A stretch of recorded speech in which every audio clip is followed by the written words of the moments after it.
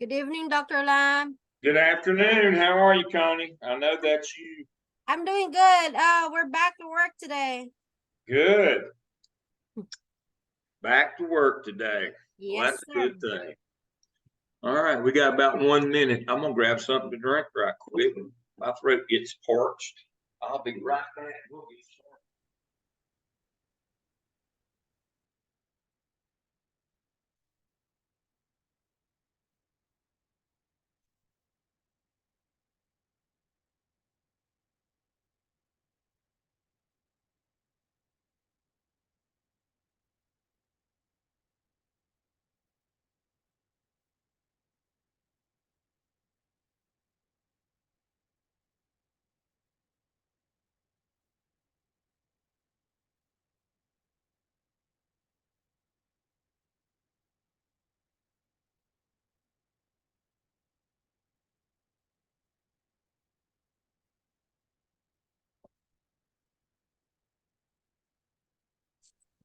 Oh, hope everybody's doing well. Let's see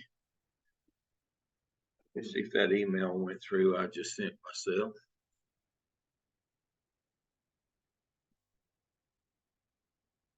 Let me share my screen and we'll get started. Let's see if it went through. Yeah, it did. Download.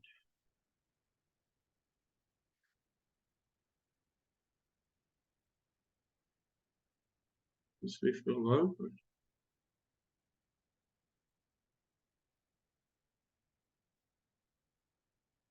Nope. That didn't do it.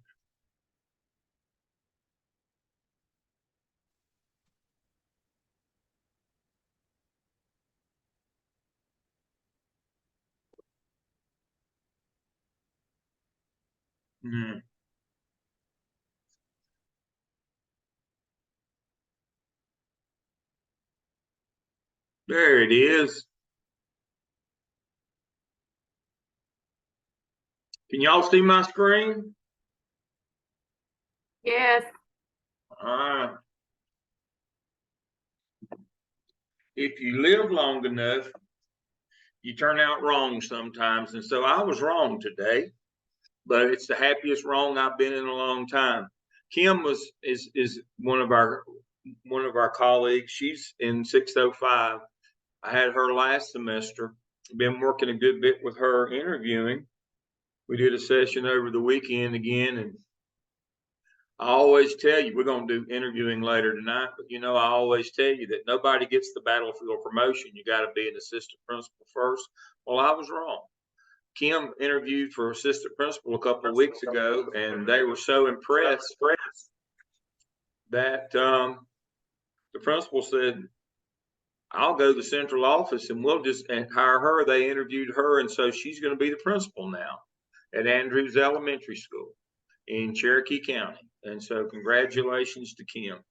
That's about as good a wrong as I can get. But she was assistant principal for 1 week, and then she got to be principal. So we're so proud of Kim. We've had 2 this week already. She was number 3. So a lot of folks are getting jobs. To that end, I'm not going to have a lot of content tonight.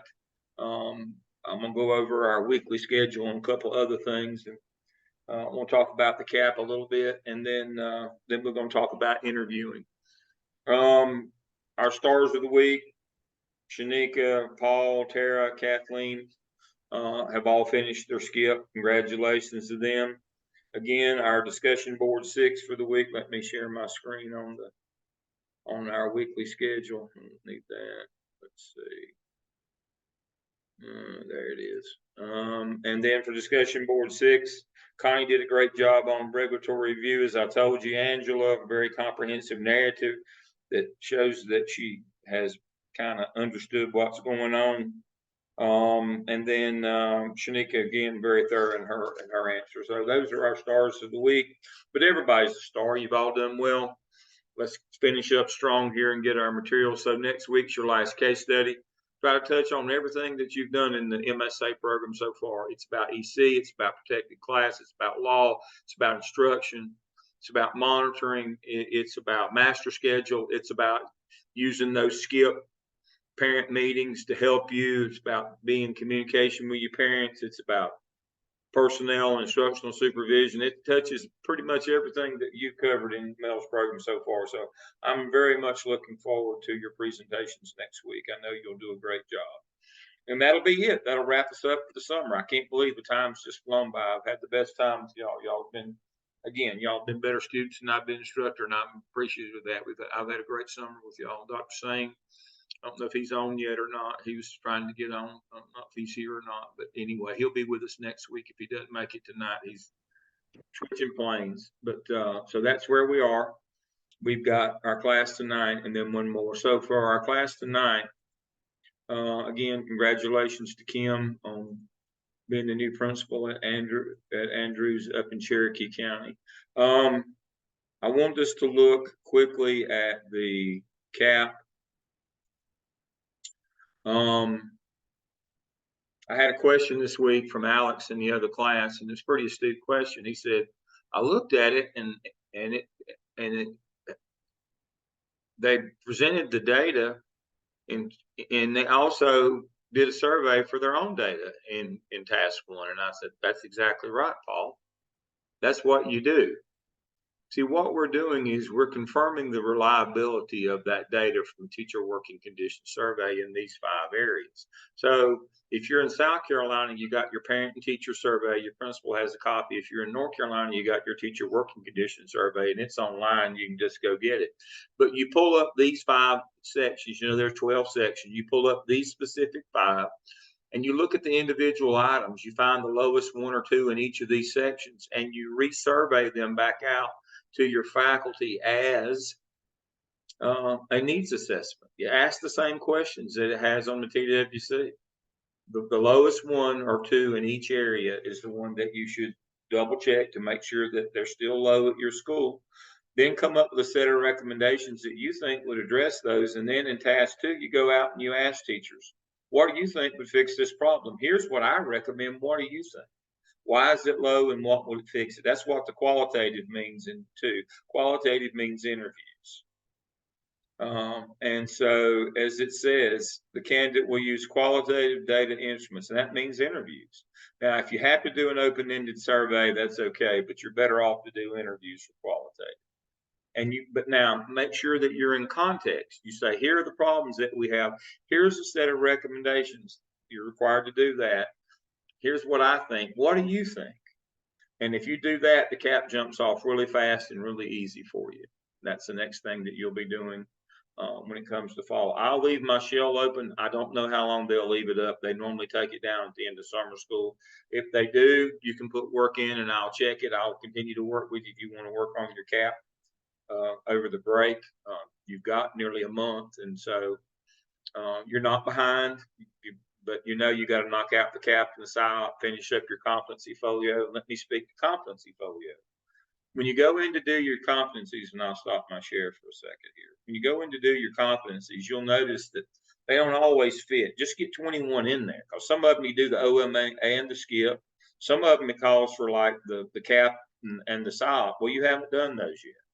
But just make sure that you keep up, that you try to get 21 in there. And it will always won't be 1 in each of the 21 all 3 times. Sometimes you'll put 2 in one, sometimes you won't put 1 in the other. But read the directions on your competency folio. When you click on communication, it'll tell you which ones, as you go down. Conflict management, delegation, as you go down, it'll tell you what goes. But don't get behind. Now, the good thing is the fall semester is a good long full semester. But you still got to do your CAP, your SIOP. You got to do your competency folio. You've got a standards project. You're going to have a lot to do in the fall. It won't hurt if you want to take a break and want to get back early, or if you want to wait for school. But we're at the last mile here, so let's make sure that we don't let the ball slip here at the end. All right, so that's the CAP. We talked about those things. Let's see. Oh, I got it right here. Reference letter. Again, if you need a reference letter or if you need a completion letter that says that you're finishing in December, that would be me. I'll be glad to get that for you. Many of you, as openings are coming available here, I know it's late in the season, but a lot of openings are coming up, and sometimes if they don't have anybody standing around, you might get a shot. So that's why we're doing interviewing tonight. And if you need a letter that says that you're finishing in December, I do those all the time. We'll be glad to provide you with a letter, and I'll do a reference since I had you in class as well. All right, so let's talk about interview. I'm just going to do a brief overview. I'm not going to keep you long tonight because I know that we got a big week next week, but I do want to cover interview. I want to make sure you understand the system. There are 4 types of interviews for an assistant principal. Now, the district that you're interviewing in will not use all 4. Do I have the details to apply for graduation? They've not come out yet, I don't think. They come from the registrar. That's a good question, though. I'm sorry, Dr. Lim, they have come out. They have. I Yeah. didn't get copied. She said that she was going to send them out, but she Well, promised me actually, that she would. I'm sorry. I'm glad that Actually, she did. you can go ahead and apply for graduation. All right. So that's a good thing. Let me And go the back. tentative date is December the 15th. Right. Yeah, that's unusual. We normally go on a Saturday, but I think I believe that's a Friday if I'm not mistaken. It Yep, is. that's a Friday. Now, let me talk about, I'm glad you brought that up. Let me talk about graduation. There is no summer graduation now. There's 2 ceremonies in the spring. Traditionally, we've been just doing one ceremony. We've been doing one day with 2 ceremonies in December. Let me say that again. In the spring, we've been doing 2 ceremonies over 2 days. But I think we're going to stay on the one day with 2 ceremonies in December. And again, we're concerned that it's a work day. You know, it's 15th, and that's getting close to Christmas break. But that's what it is. I mean, that's what the calendar says anyway. So what happens is that morning you show up at 8:00. I think it's 8 at Gardner Webb, and we normally have been meeting in Boss Gym. So you go into the entrance there across from McDonald's on Main Street. There's an archway. You go down to the big Lou Shelton Convocation Center, which has the basketball arena on side and Blanton Auditorium on the other. You come up those back steps off that parking lot into that breezeway. Again, when you come into that breezeway, you'll come in right next to where the statue of the Bulldog is. The basketball arena is on the left. You come up the steps, and there it is with the concourse, and the theater's on the right. You don't stop. You keep going right through the breezeway in the front door and right out the back door. And when you go right out the back door, there's a building right in front of you right there. That's the old Boss Gym. That's where we meet there. I think, or you may meet in the auditorium. So be paying attention to the instructions. Now, they have been just having the doctoral students meet over in the gym, but I don't know. But either way, you'll know either you go to Blanton Auditorium, which is in that breezeway, or you go through it to Boss Gym. I think you'll probably be in Blanton, but I'm just telling you either way.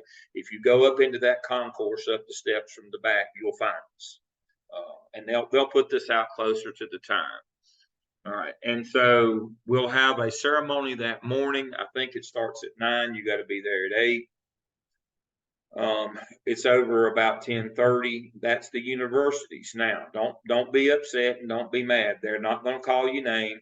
They're not going to let you walk across the stage. Only going to do that with doctoral students, and I'll be with them. And then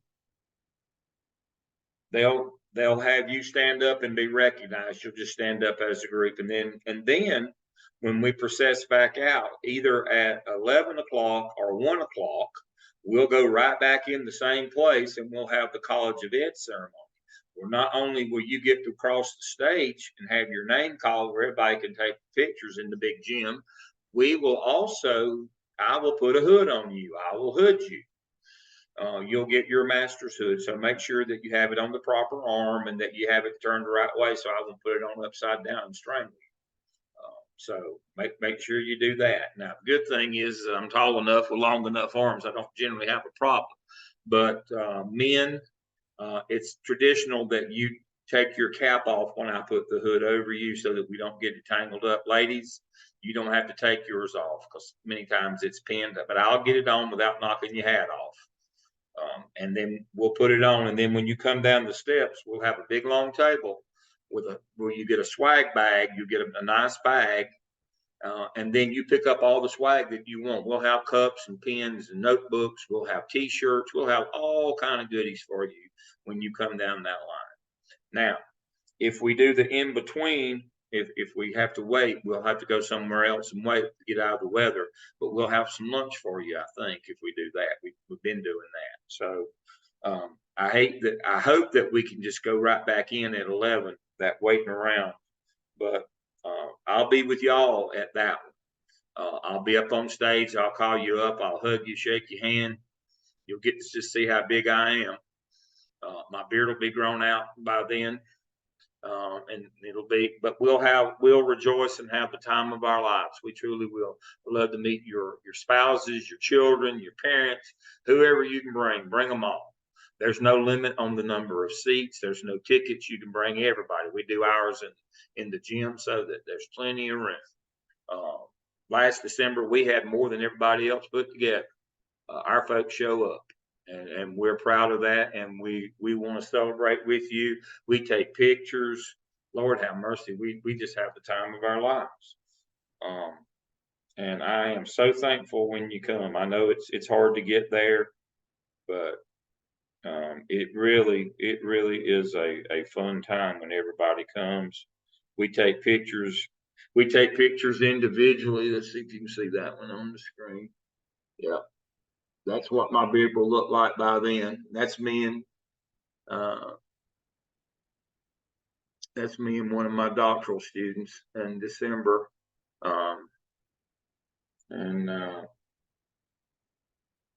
We do group pictures. We do, and we get we try to get your group together and take pictures of them. And we have a big time. We really do have a big time, and it's worth the trip. I'll say that right now. It is absolutely worth the trip. So,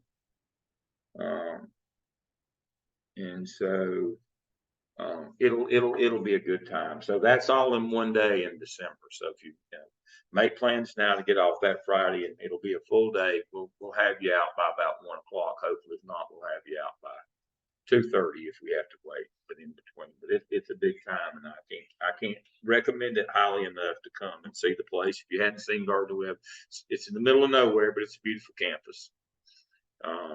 And I would, if you're going to have to spend the night, if you're coming from afar, look in Gaffney, South Carolina. Gaffney, all the hotels in Shelby will be full generally.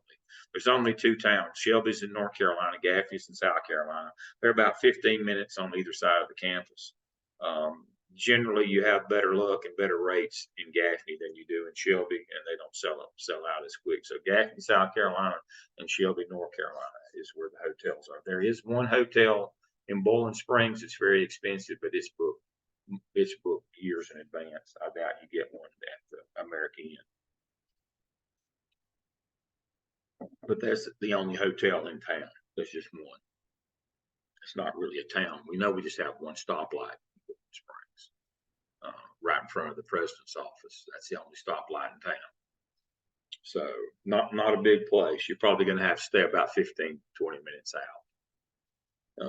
But closer to time, if you have issues, we'll make sure that you know what you need to do. How to apply for graduation. I've got if it's not there, I'll put it in a few minutes. I'll upload how to apply for graduation. I actually made me a PowerPoint. I will drop that in. Let me see. If I share my screen, I'm going to put it under, I can close that. I'm going to put it under Zoom session 9. Let's see, build content, file.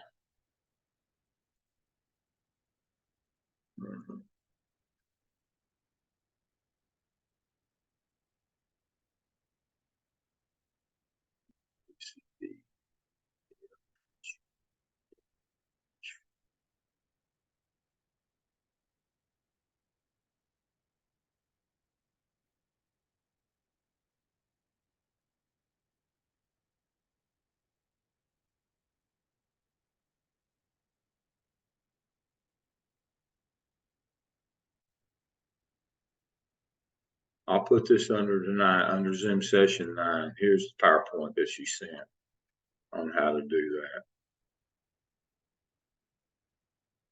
that. It'll be right down at the bottom, how to apply for graduation. There you go. All righty. All right, so let's talk about interviewing for a few minutes again. Again, there are 4 types. Now, all these materials are right here in your shell under interviewing materials. I'll open that one up. All right, so let's start with the 4 types of AP interviews. I've already opened that one up. Now, there's 4 different types of the first level interview. That's the cattle call interview where they separate the wheat from the chaff. Different districts do it different ways. Some of them do the old Gallup dispositional behavior interviews, and you'll learn about that next semester, the strength finder interviews. What they're trying to assess is your dispositional behaviors. For example, I'll ask Kathleen this question. Kathleen, are you always on time? 99% of the time, yes. Well, don't I wouldn't say equivocate. always. But the proper answer on dispositional behaviors is yes, I'm always on time. I strive to be early. If you say no, or if you equivocate, you don't get any points. It's a point system, and you either get the point or you don't. There's no partials, or it's not on a scale. You either get 1 point or you get 0. So whatever answer you give, you equivocate. Let's see. Who else is? Is Paul? Paul, are you there? Yes, sir, I am. All right, Paul. So here's your question. If it paid exactly the same, would you rather be a teacher that worked with students, or would you rather be an administrator that worked with adults? If they're being paid exactly the same, I would probably go with staying a teacher and working with the students. That's a 0 answer. It's also a landmine question. And so what would happen is they'd say, well, we'll let you stay a teacher. I'm serious. There are 6 landmine questions. The 2 that I just asked are examples of landmine questions. If you say, I'm not always on time. How do we run school? We run it on time. Bell ring, go to class. Bell ring, go to next class. Buses running on a certain time. We have lunch certain time. So you can't say I'm not a morning person, or I'm not on time, or those things. Second is that they're checking to see if you're just applying for the job because of the pay, or if you truly know what you're getting yourself into working with adults. So they'll be asking questions like that. They'll be asking. So I'll ask Angela this. Angela, are you with me? Yes, I'm here. All right. Angela, are you a competitive person? Yes, I'm a competitive person. There you go. That's the proper answer. Why? I like to win. Yeah. And why is that the right answer if we're looking for somebody in school administration? They want somebody with drive and to be aggressive. That's to be right. assertive. They want somebody to be assertive. What's the #1 correlate of great principals? Ego drive. That desire to win, to be great. Because remember, we keep score, don't we? It's called a report card. If those scores didn't matter, we wouldn't publish them. And so if you say, no, I'm not too competitive, I just kind of like to, get along with the group, and they're not looking for you. And those are the kinds of questions that you'll be asked. It's about your dispositional behavior. Do you like being in charge?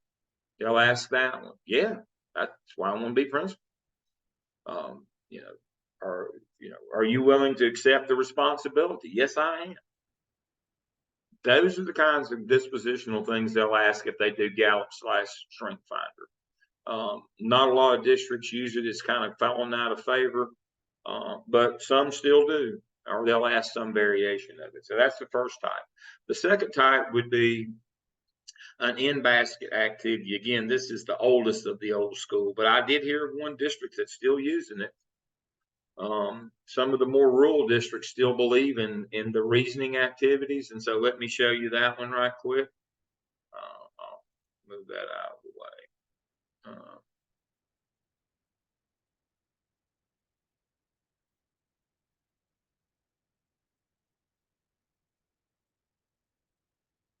Here we go. Now you can tell this one is old because this man was out for a week and he only got 21 emails. I get that many before coffee in the morning. But basically, you have to work through each of these emails and tell them what you would do with each of these emails. Now, if you get one like this, there'll always be a legal question that would disqualify you if you get it wrong. There's a FERPA question in this group. So let me see. All right, so I'm gonna let, I don't know if this is big enough that y'all can read it or not, but I'll see if I can make it big enough. All right, right here. Let's see if we can make this thing bigger.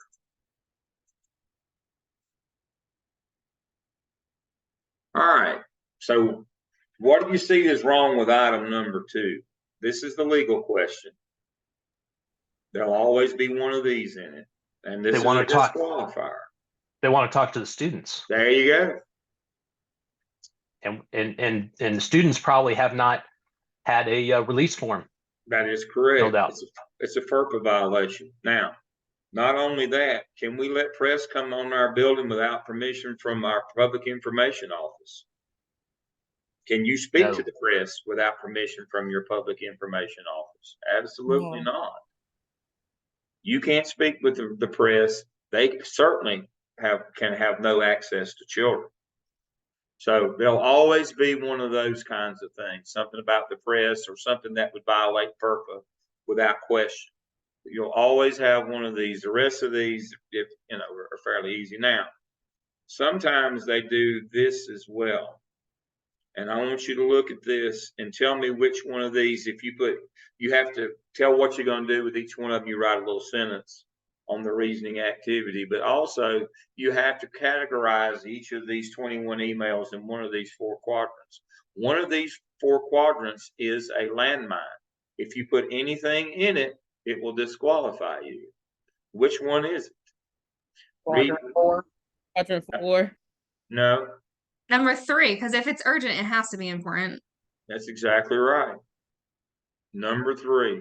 If you put anything in 3, if it's urgent, it has to be important. You can have stuff that's not urgent, not important. There's 2 of those in here. They're just spam emails.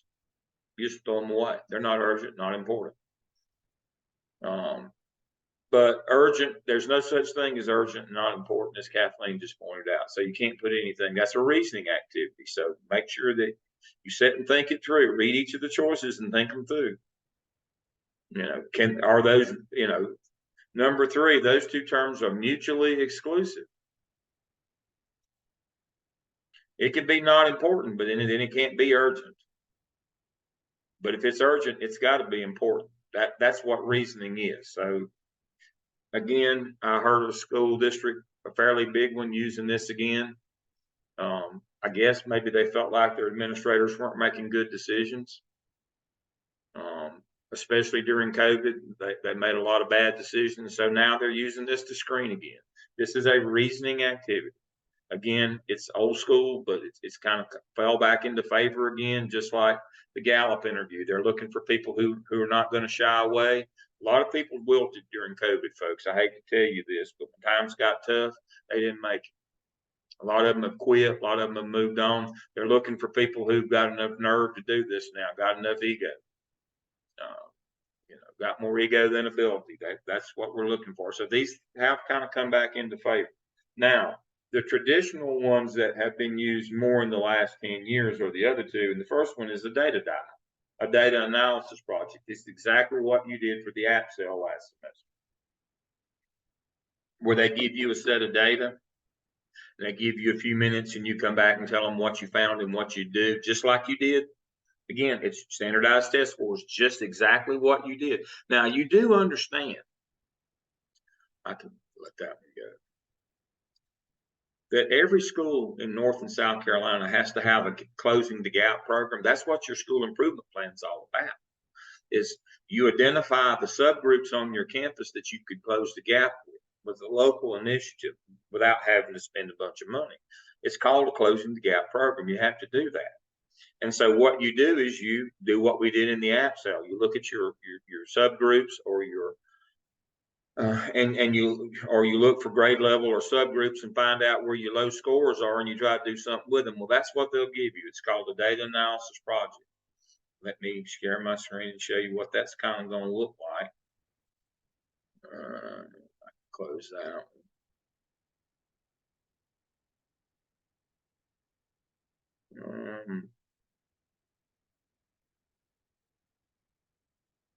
They call them data analysis performance tasks. And so if it'll open, you can do it.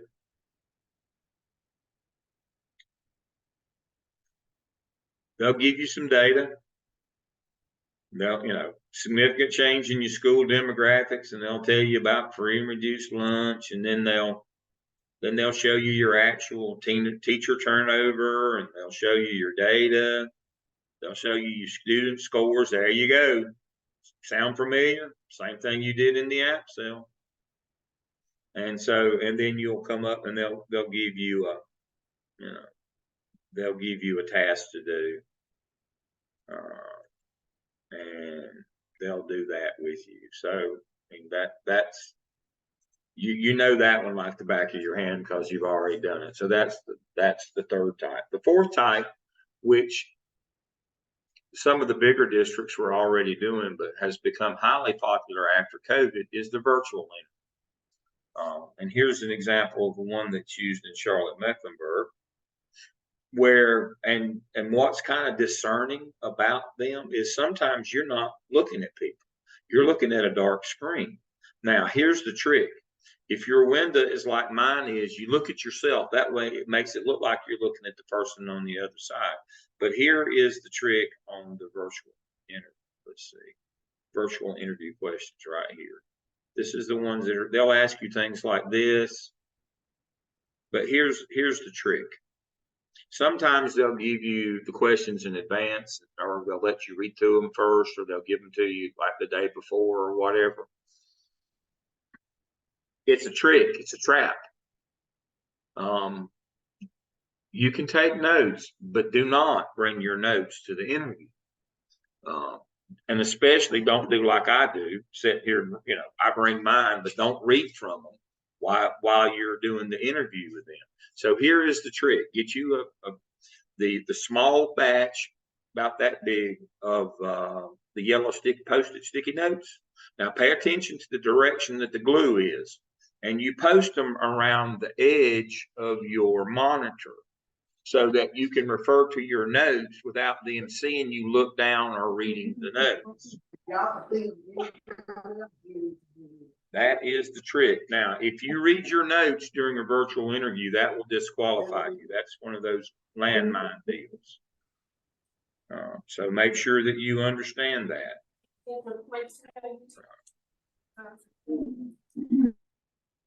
Okay. So again, if they send you some stuff beforehand, or if they give you like 20 minutes or something like that, 25 minutes to say on this one, they had them download the data. They had 25 minutes. But again, you've only got 25 minutes. Make sure you've got a yellow sticky pad where you can do sticky notes. The ones across the top, obviously, will be written upside down on the pad because the sticky's on the bottom. You don't want them to be able to see the edge of your notepad on the monitor. But you put them around. Now, don't put them over your camera in the middle right here. Don't do that. But make sure that you have them around the outside edge of your monitor. And so that you can help with your notes on that deal. But that's it. So those are the 4 types: either the dispositional interviews, or the reasoning activity, the data dive, or they'll do a virtual where they give you some stuff and give you 20-25 minutes and they start quizzing you. So those are the 4 types. And again, if on the dispositional, I'm honest, I'm hardworking, I'm on time, I want to work with adults. I understand it's a competitive business. I want to win. They'll ask you if you've ever sold anything or worked in a business, or they're looking for people who are competitive and aren't afraid. So remember those on your dispositional behaviors. And that goes to, the question that you get asked, especially at the 3rd level interview, and you may get asked you need to be prepared for this at any level of interview, whether it's 1 or 2, 3 or 4. When you get asked, what are your strengths and what are your weaknesses? That's a landmine question. Now, what they generally do is save that one to the 3rd round when you're interviewing with the principal of the school, and you're talking back and forth, and you get real comfortable and you're not thinking, your guard's down, and they ask you about, your strengths and weaknesses. Here is the answer to that question. There is not a dozen answers. There's not even 2. There's only one answer to this question. All right. For your strengths, they always are dispositional. You're a grown person. You're fully formed. You're not going to change. I'm on time. I'm honest. I'm hardworking. I'm dedicated. I have emotional intelligence. I'm self-aware. All of those individual qualities that you possess. That's always strengths. Don't be boastful about all the stuff that you know. That's you don't know anything yet. You're aspiring to get the job. So don't go in and say, I'm the best teacher evaluator you've ever seen. That won't go well. Again, speak to the things that you are as a person on your strengths. On your weaknesses, don't say, well, I have trouble getting up and getting here, or I drive from too far away, or, I'm not really, I'm not really knowledgeable about middle. Your weaknesses are always inexperience based, so that you can fix them quickly. For example, I'm not certified to do teacher observations, but I know that, and so I'm going to get that done, hopefully before school even starts. I've only worked with the teacher portal in Power School, but I know there's other modules for administrators. My principal let me see that one, and I know that I'm going to have to get up to speed real quickly about putting data in.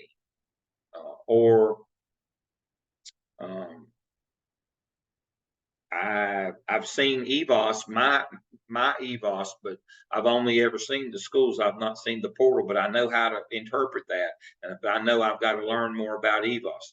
Those kinds of things. I know how hiring works in my district. I'm not sure in yours, but I'll get up to speed on it really quickly. Things that you can fix with it. So your weaknesses always are experiential. Things that you can fix. They aren't character flaws that they're going to have to live with forever. So again, be prepared for that at any level of interview. Most likely it will come at the 3rd level, and we'll talk about that in a minute. So now we're going to talk about the 2nd level interview. The 2nd level interview is not the time to show out how much you know.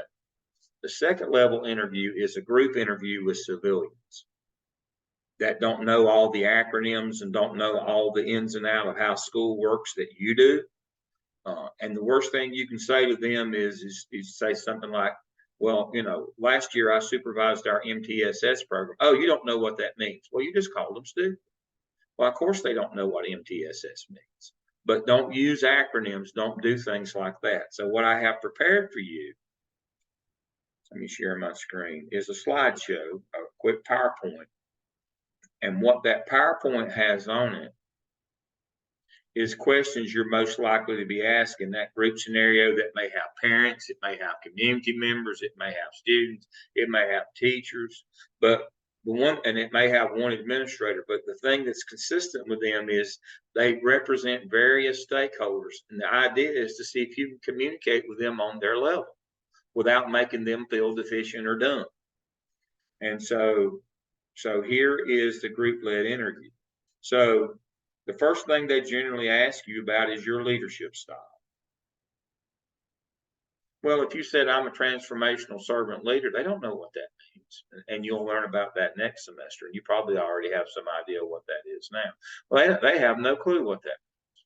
So what you, instead of telling them that I'm a transformational servant leader, you would explain to them what that means. You wouldn't say this is what it means. You say, I like to earn respect and trust of parents and teachers by making consistent, appropriate decisions. I'm child-centered. I focus on the issues. I like to avoid personal conflict, strive to be impartial and fair with judgment, not arbitrary or capricious, try to be empathetic, courteous, respectful, willing to learn, respond to issues in a timely manner, positive, approachable, open to change and new ideas. That's the kinds of things that you would say. You wouldn't say transformational servant leader because they don't know what that means, or situational leader, or contingency, or any of those things. You would tell them what kind of leader that you are. Remember, you're talking, again, most likely going to be talking to parents, teachers, and students and community members in this. They're not going to know the acronyms or the jargon. Second one is, we often hear that assessment drives instruction. How would you help a new teacher begin to understand and use the data available to schools to make sound instruction decisions? Well, you'd say we put her in a PLC. Well, they don't know what a PLC is. You would describe for them, see if this is not the definition of a PLC. We're going to do data analysis. We're going to develop teaching strategies based on the needs of students, and we're going to plan collaboratively. Is that not what a PLC does? But if you just said PLC, you lost. Again, I've got several of these where you know what it means, you know the acronyms, and it would, if we were just talking as a group of school administrators, that'd be fine. But remember, the group interview always has civilians, stakeholders. You have to, I don't want to say dumb it down for them, but you can't use the jargon and the acronyms that leaves them wondering what you just talked about. All right, so that's the second level interview, is going to be the group interview. All right, the third level is with the principal. Now, this is where you get to show off everything you know. All the acronyms, all the jargons, you're going to interview with that principal. Third level is going to be the principal-led interview. Might be an assistant superintendent in there. I got a lot of different questions in here, but there's only really about 10. They run the same things. But again, you will definitely get the strengths and weaknesses question once they get you comfortable in that interview. And y'all are talking all that jargon, and man, you're just clicking and vibrating sympathetically, and then they're going to zing you with that strengths and weaknesses again. Your strengths are always dispositional, who you are. Your weaknesses are always based on lack of experience that can be fixed quickly, because you recognize that and you know that you've got to fix it quickly. And then the fourth level interview is the superintendent interview. Now, the superintendent's not going to talk about any of those kind of mundane day-to-day things. They're going to talk about big picture, like in North Carolina, it's Future Ready. In South Carolina, what's the name of y'all's program? You know, what you want your students to look like, 21st century skills. And so those are the things that you really, the big picture ticket is what the superintendent, and they're trying to figure out if you're somebody that they should hire as an AP, that you could be principal down the road. They're not going to talk to you about how to run 3 lunch schedules. They're going to talk to you about big picture. Right? What do kids look like when we get done with them? What are they supposed to have? What are the skills and abilities? What's our purpose here? What are we trying to do with these kids? What are they supposed to look like when we get done with them? That's the kind of things that they're going to ask you. They'll talk about 21st century skills. And so those are the things. Here are 5, if you can, with that superintendent interview. If you get the opportunity, now don't just blurt in, but if you get the opportunity, here are 5 dispositional skills that you want to make sure you try to get in the conversation with the superintendent on the big picture ideas, if at all possible. Your work ethic. I'm hardworking, I'm honest, I'm dependable, that kind of stuff. Again, disposition. Those are the things. These are your strengths. You want to double down if you can. Positive attitude. I go after it. I'm not deterred easily. I'm out front. I want to be in that out front leadership role. That kind of thing. My personality. I want to win. I want to compete. Communication skills. I can communicate with all these different stakeholder groups. You wouldn't be there if you couldn't. You'd have never got through the second level interview, but you want to highlight that you enjoy communicating with stakeholders. Time management. I'm on time. I'm planned. I'm prepared. I don't spend my time holding the pig. I know what the right job is to do every day, and I go out and do it. You won't have to come out here like Dale used to have to go out sometimes and ask principal, what were you doing that we weren't paying you for, that kept you from doing what we were paying you for? You didn't turn your stuff in this month. You didn't do this. You didn't do your teacher observations on time. You didn't turn your attendance in. You didn't do X, Y, Z. This is, and as we know, as you've learned this semester, that's what turns the money loose. State and federal government gives us money. We give them data in return. That's how it works. Again, what do we have to turn into the state every month in order to get our money from them? Average daily attendance. Pretty simple, isn't it? We have to turn in our suspensions in Power School. That's why we've spent all that time going over that disciplinary data manual. If you don't get your data in a timely manner, they don't give you any money that month. You don't have your books ready for the audit every spring to make sure that all the money is in place. It won't go well for you. And so again, that's all about time management. That that, and then self-confidence, as we talked about earlier. Yes, I am a competitor. Yes, I want to be out front. That ego drive. Again, those are the dispositional things. Again, those are your strengths. And if you can, with the superintendent, you want, without just listing them, you want to make sure that those dispositional behaviors come through in that final superintendent or area superintendent interview. Now, here are some suggestions that I have overall for interviewing. So 5 things you should bring with you on your interview. No matter what interview it is, these are the things that you should have. If they don't ask you for them, that's fine. A current resume, no more than 2 pages, with current references. 2 pages, second half of the back page should be current references. Make sure that the phone numbers or the email addresses work. Second, a cover letter, have a half-page cover letter to go on top of your 2-page resume that speaks directly to that job.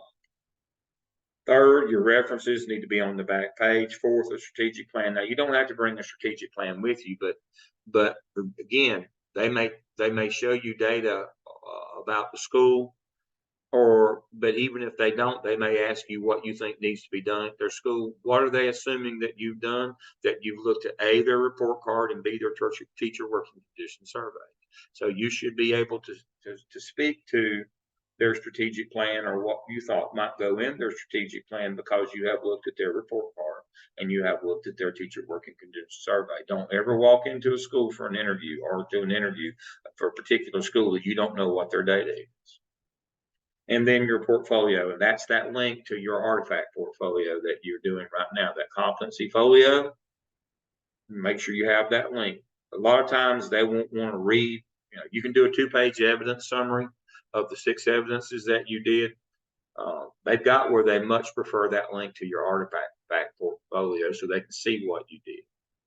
But these are the things that you need to have, even if it's not, you think, well, they're not going to ask me for that today. Have these things with you. Invest in a folio. I've got mine laying around here somewhere. I forget where I put it. But invest in you a little folio that has your stuff in it. Something that looks nice. Here's my computer. Invest in something like this. Not a big bag that's got everything in the world in it. And when you open this up, you should be able to have your resumes in here. You invest in one of these. You look a lot more professional. Now, obviously, now look at that. This one was given to me as a gift 30 years ago. But I don't let it get beat up. I don't let it get skin up. I actually use shoe polish on it regularly to keep it looking nice and neat. You want to look professional when you come in. And that speaks to Dale's top 10, which leads into the next. Dress for success. I don't care if it's summertime and everybody else is wearing shorts and a t-shirt because they're moving furniture or whatever. I do not care. You should look well turned out. Now, here's the thing. If you wear a wig, that's okay. Wear your best wig. Don't come in. I had a fellow one time that came in and interviewed for a job, and he had his everyday wig on, and he'd been working, and it was kind of turned about 25 degrees one side. I just couldn't hire him, and he was probably a pretty good fellow. But if you wear a wig, wear your best wig. Dress for success. Come in looking sharp. Have your folio. Invest in one of these. They're expensive, but it's worth it. Don't come in carrying a grocery bag with your stuff in it, or something that somebody gave you, some little folio, little plastic things, or like a trapper keeper that a kid would carry. Have an adult-looking folio with you, with your stuff in it. That's a big thing. Look the part. Dress it and have the accoutrement that goes with it. Don't come in with this little cardboard binder. Research, take a 2-page evidence summary of your evidences, but make sure you've got your link to your artifact folio, because they might, you're in testering the one you're building, they might ask for that. Research the school and administration. Again, make sure that you've seen the report card and you've seen the teacher working condition survey. If you can find out anything about the people that work there, that's a bonus too. Know their backgrounds if you can. Again, know what you don't know. EVOS, Power School, Power Source, RTI, MTSS, TBIS. Be able to speak to what there is. I don't. Again, that goes back to that that question about your weaknesses. But I don't. I haven't worked with these things, but I know what they are. I don't need to get them quick. Again, that's it. That's that notion of inexperience. Yes, but the good thing is I don't have bad experience. And I know what my weaknesses are, and I can fix them. You can't fix dispositional bad behaviors. Those are who you are. Have a humorous anecdote about how you were able to turn a negative into a positive. It's always fun to do that. Show that your human side. But don't let it be some criminality that you got yourself into. They charged me with this, but I was able to plead it down to that. Got a prayer for judgment. They still praying for me. No. I'm talking about a humorous something that happened at school that would but you turned it a negative into a positive, not a court case, not a felony charge. Yeah, I got that knocked down to a misdemeanor, not that, but something, and you use those all throughout your career. I was doing professional development with the central office at Thomasville City Schools yesterday, and I still I'm not trying to get a job there, but you need to have one of those because it makes you seem more human and more real. If you have a humorous anecdote about how you were able to turn a negative into a positive. Be prepared to discuss hours and responsibilities honestly. Now, I know somebody's sitting on the screen right now who's going to say, Dale, you're full of hooey. We do it all the time at our school. But let me be clear. There is no comp time. It's against the law. It's illegal. They can't pay you now for work you might do in the future. State government cannot do that. I don't care if you call it flex time or comp time or cougar time, nap time. I don't care what you call it. It's illegal. Don't mention that. Don't talk about things like that when you come there. But don't come in and say, well, I had a lady that got hired that had worked with me, and she got hired, and she didn't last a month because she interviewed and got a job at a late start elementary school, and after she got hired, she told the principal, I've got to leave at 4 o'clock every day. Well, kids didn't get out till 4:30, and the teachers couldn't leave till 5. And she was an AP and was going to leave at 4 o'clock every day. Well, I had to go pick up. Well, you knew you kids had to have transportation before you took the job. But again, the building won't get any closer to your house, or the traffic won't get any better just because you got the job. If you know that you wouldn't work over there, don't waste those people's time. Be prepared to talk about hours and responsibilities honestly. Yeah, I can do that. Or not. If you know you can't do it, don't even go. Don't discuss salary, experience steps, or national board pay, or any of that stuff. Nobody at this level is going to. In these 4 interviews, when you get through the superintendent interview, you'll sit down at that time and they'll talk to you about money. If the superintendent says, yeah, this is somebody we'd like to negotiate. That's when you do that. If you do that early on, you will not go to the next step. Don't do that. So don't engage in gossip or negative talk. Principals know one another. And then finally, again, my pet peeve is don't interview for a job you know you wouldn't take just for the experience. It's not the interviewer, the principal, or whoever's time. It's not their job to get you experience. I've had people come in and say, well, I wouldn't really want to work here. I just want to know what questions they're going to ask when I want to go to school that I really want to work at. Well, I can fix that problem. You won't get that interview because I'll just put a red flag on you.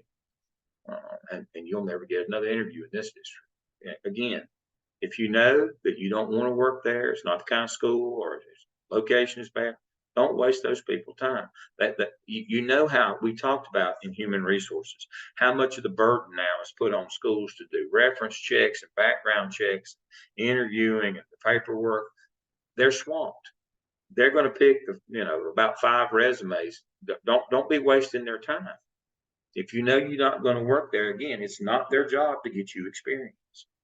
And then here's the top 10 things that I suggest that you do by the time when you get your job, by the first faculty meeting. Know everybody's name. If you can't memorize them from the yearbook, then go around the room and ask them who they are. You need to make a personal connection. Get an early win. Do something simple. Present something positive. If the first 2 or 3 things you attempt are big things and you fail, then you're an idiot. And even if you're successful after that, you just got lucky. Blind hog finds his bacon every once in a while. Give the staff a quick overview of who you are at the first faculty meeting. And I do mean quick, less than a minute. They don't want to hear your resume. They want to see what you can do.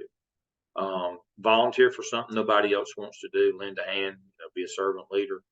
Present the opening of the school plan and be conversant if the principal will let you. Smile and laugh at the appropriate times, not at the wrong times. Pay attention. Ask questions and take notes. Again, carry your pad in your pocket. Take notes. People ask you for things. Follow back up with them. Recognize somebody for something positive you've seen. If you saw a teacher that was doing something that had something good in their room or whatever, call them by name and say specifically, I saw this. That was really nice. Don't just do generalities. Don't be henny penny. Don't complain or be worried about being ready for the opening of school. Kids are going to show up whether you're ready or not. So why worry? The buses will roll the first day. They'll feed them kids and off you go. But if you panic, teachers panic. And then the last one, don't mention how busy you are. That's the expectation for school administrators. You chose this. Or how hard you're working. That's the expectation. Nobody wants to hear that out. So make sure that these are things that you would do to be ready for that first faculty meeting.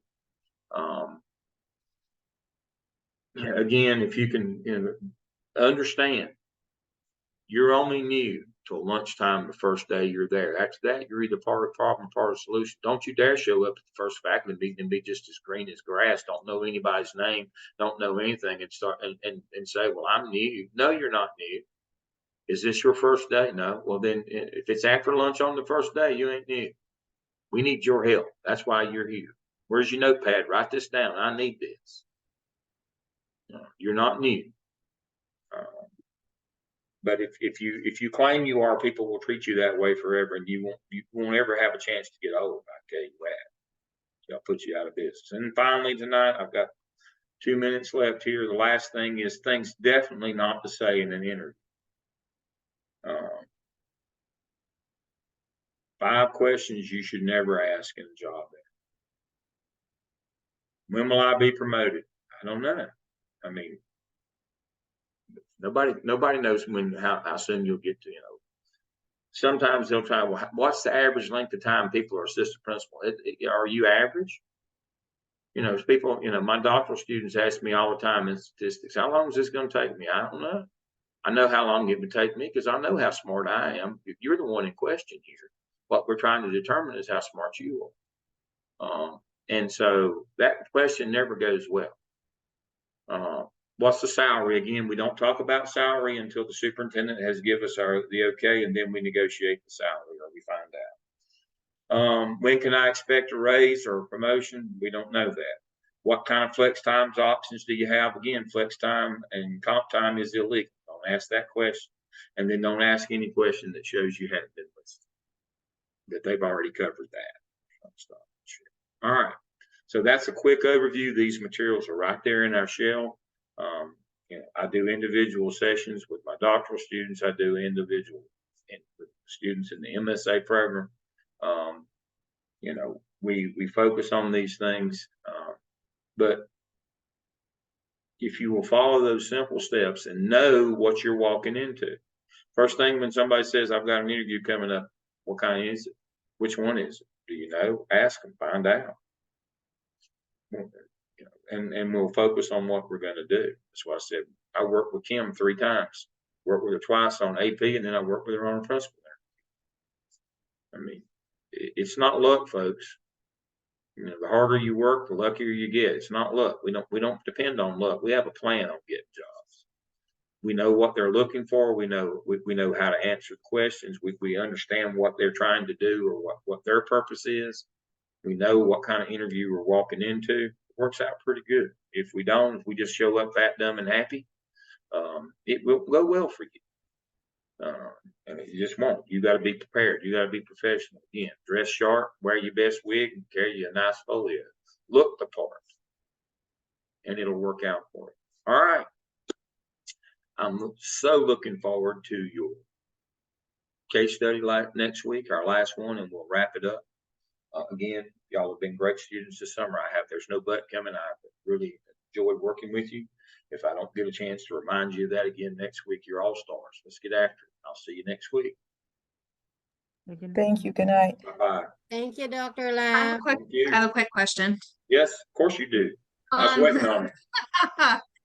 Internship hours. That's